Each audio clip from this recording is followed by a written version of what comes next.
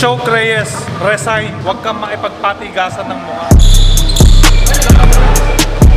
Yun ang gilas. Maraming turnover.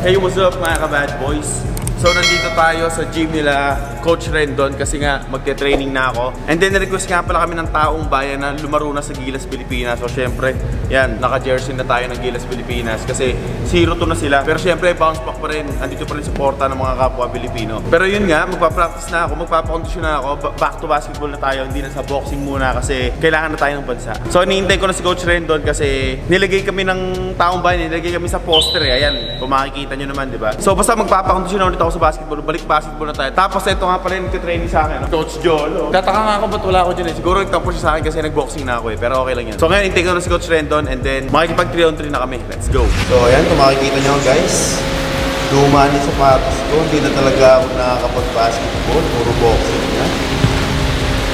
So yun mga ka-bad boys, nakapaglaro-laro na tayo, nakapag-stretching na tayo, tapos karatingan nila Coach Rendon. Kasi yung mga kakampi ko nga reserve player ng Gilas Pilipinas. So intervene natin sila. Coach Rendon, eh, alam mo naman, tayo na-request sa sambayan ng Pilipino. Ha? Tayo. Ano yun? Cut yan, cut. Hindi, kasi ano naman sasabi mo? Na tayo yung reserve player. Ewan ko, baka reserve ka ata. Ako daw, hindi. Kasi ang ano dyan, kung gusto nyo na manalo, pasok nyo kami. Yun talaga. Pasok nyo ako.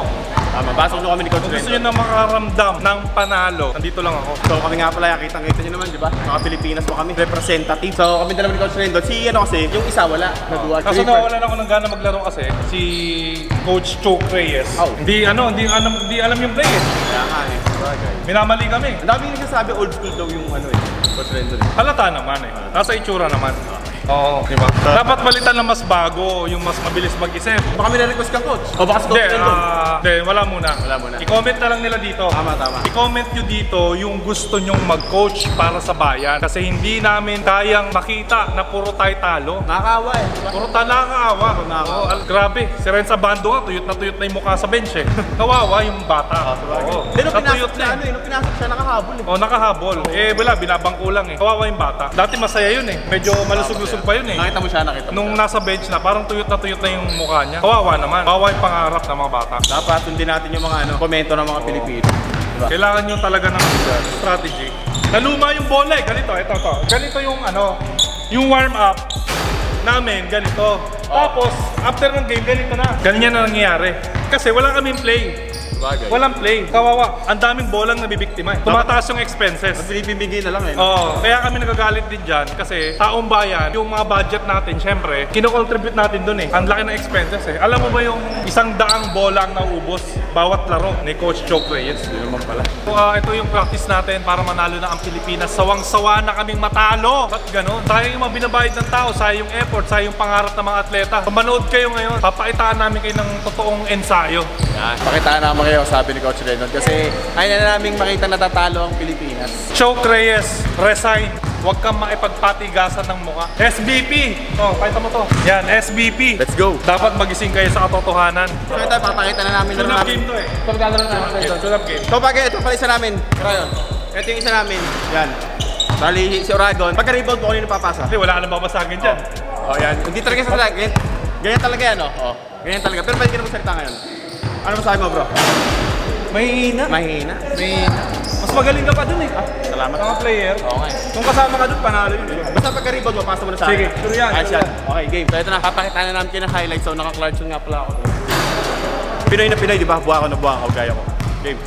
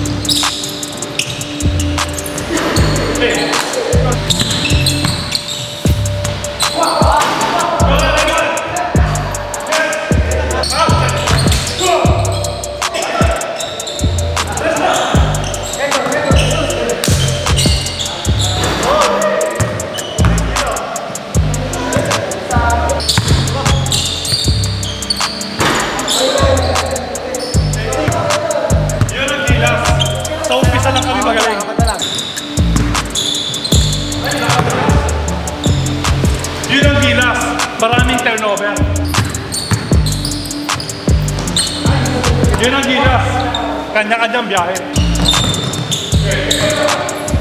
Yun!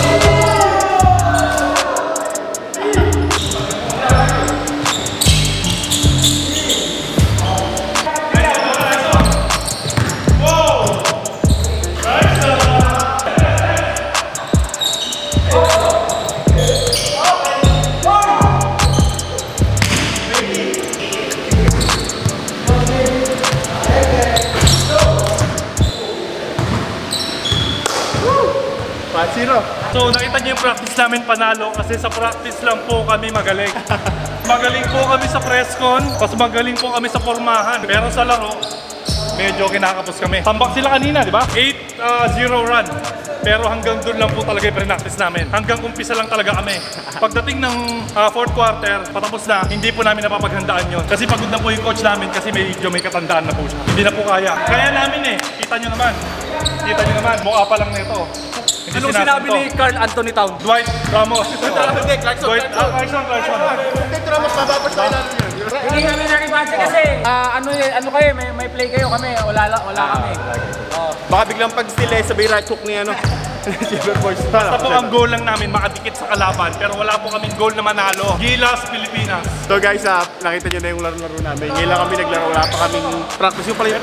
Ito yung pride player natin, Renz Abandot. Natuyo na.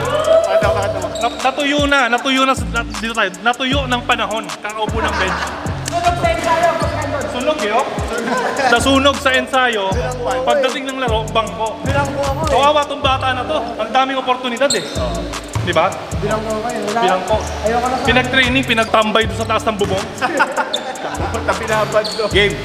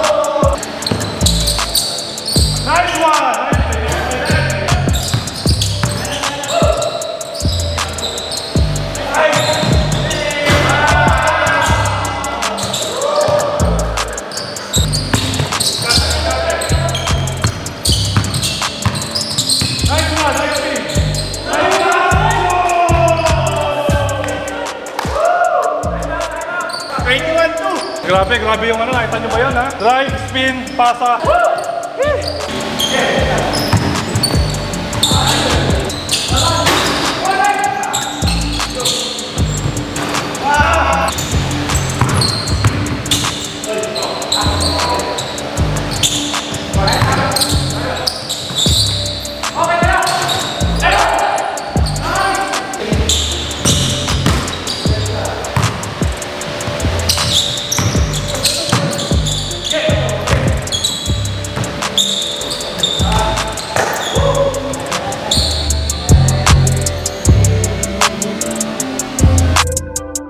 Hey, what's up mga kabad boys? Gusto nyo bang kumita ng easy money? So may alam akong isang betting app na namimigay ng malaking papremyo. At sobrang bilis pa mag-cash out dito. At guys, ito yung tinatawag na 1xBet. So yun guys, kapag magre-register na kayo, huwag nyo kakalimutan tong promo code ko na 1xJona para makakuha kayo ng bonus na up to 7,000 pesos. So yan mga ka-bad boys, kapag magkakashin kayo, syempre, i-click nyo yung Gcash. Ayan, click nyo yung Gcash. And then, ilalagay nyo yung minimum, 300. And then, Gcash account number nyo, Gcash account name. So yan mga ka-bad boys, so unang gagawin natin, i-click natin yung Swampland. Ayan, hinanap ko na siya. So yan mga ka-bad boys, ganito lang rin yan. Syempre, place a bet. Siguro, 90 pesos muna. So, ayan. So, feeling ko, dito yan sa gitna. Oh, take winnings.